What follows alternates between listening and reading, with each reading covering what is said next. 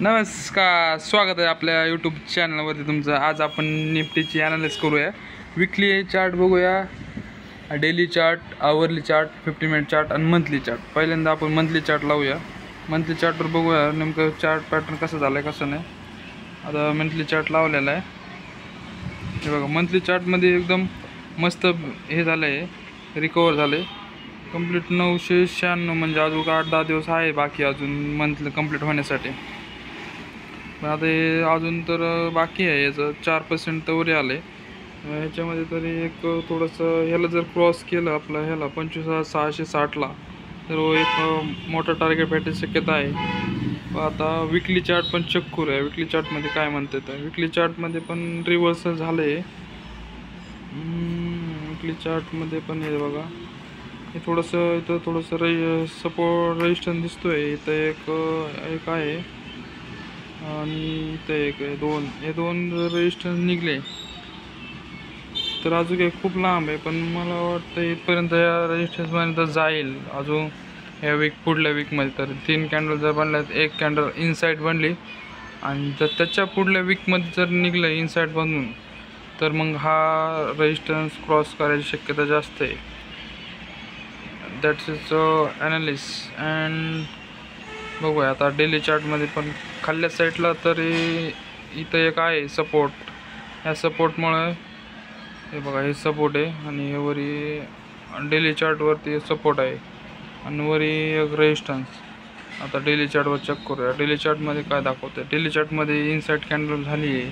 आता मंडेचे सोमवारी जर या कालच्या जे कॅन्डलच्या हाय जर मारला तर एक वरती एक बेस्ट मुवमेंट भेटू शकतो अप्पर साईडला आणि डाऊन साईडला तरी कुठं काय जास्त काय दिसत नाही. कॅप अप किंवा कॅप डाऊन ओपन जर झाला त्या हिशोबाने आपल्याला चेक करावं लागेल नेमकं कसं आहे तर मुवमेंट इथून कसा नाही. तर आता 50 मिनिट चार्टवर तरी चेक, आवरली चार्टमध्ये चेक करूया. आता आवरली चार्ट चेक करूया. आवरली चार्टमध्ये तर निगेटिव्ह थोडासा दिसतो आहे, थोडासा निगेटिव्ह आहे आवरली चार्टमध्ये. कारण हा एक स्विंग हाय आहे आणि हा डेली हाय कालचा फ्रायडे. आणि हे बघा, सोमवारी जर ह्या दोन्हीच्या मध्ये ओपन झालं किती 25,352 किंवा 25,282च्या मध्ये जर ओपन झालं आणि अर्धा एक तास जर मुवमेंट एका रेंजमध्ये केलं नंतरच्या साईडला ब्रेक करून त्या साईडला आपला 70 ते 80 पॉईंटचा एक मुवमेंट भेटू शकतो आहे आवरले चार्टमध्ये. 15 मिनिटवर चेक करूया. 15 मिनिटवर पण असेलच, 15 मिनिटवर पण नाही, पण शक्यतो जास्त मुवमेंट मस्त झालेला आहे. 5 मिनिटवर एकदा चेक करूया.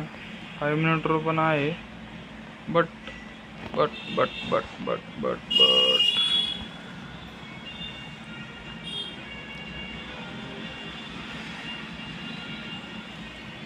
15 मिनिटवर अपसाईडला जॅक मुवमेंट दिसतोय आणि पण ह्या दोन्हीच्या मध्ये बाहेर निघण्यापर्यंत म्हणजे जास्त काय मुवमेंट भेटणार नाही. ही दोन रेंज हे कम्फर्टेबल झोन आहे, ते म्हणजे सेलिंग झोन आहे.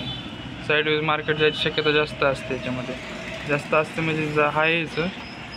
जेव्हा किती 25,355च्या वरती निघाल क्लोज होईल 25,366 त्याच्यावरती जर निघलं तर एक मुवमेंट वरती साईडला भेटू शकतो कुठपर्यंत डायरेक्ट 25,427 म्हणजे 70 ते 80 पॉईंट मोकळं भेटू. 25 आणि हे 40 ते 70 ते 80 पॉईंट एक भेटू शकते वरच्या साईडला.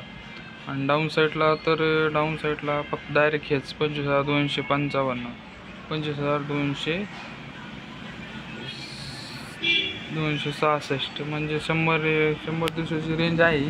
या रेंजमध्ये जर डाऊन जर झालं तर डाऊनला जास्त मुवमेंट आहे, पण टाईम लागेल. गॅप अप किंवा गॅप डाऊन ओपन झालं तर त्या साईडला त्या विचार करावा लागेल. व्हिडिओ कसा वाटला नक्की सांगा. धन्यवाद.